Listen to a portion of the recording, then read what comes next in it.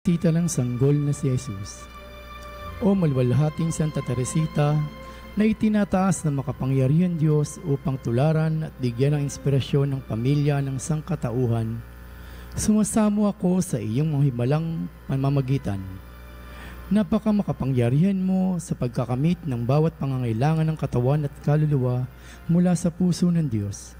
Ipinahayag ka ng banal na inang simbahan bilang kamanghamanghang tagapagtaglay ng mga himala, ang pinakadakilang santo ng makabagong panahon.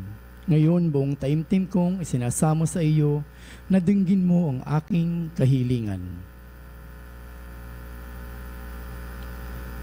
At tuparin ang iyong mga pangakong pagkapalaganap sa langit sa paggawa ng mabuti sa lupa, sa pagkapahintulot na mahulog mula sa langit ang taluyot ng mga rosas. Munting bulaklak, pagkalooban mo ako ng iyong pananampalataya tulad ng isang bata, ng biyayang makita ang mukha ng Diyos sa mga tao at karanasan sa aking buhay.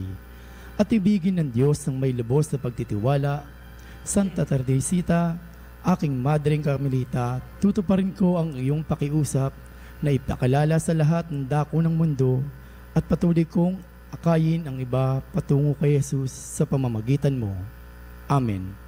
Santa Teresita ng sanggol na si Jesus, ipanalangin mo kami. Manalangin tayo. Ama naming mapagmahal, ang pinagsaluhan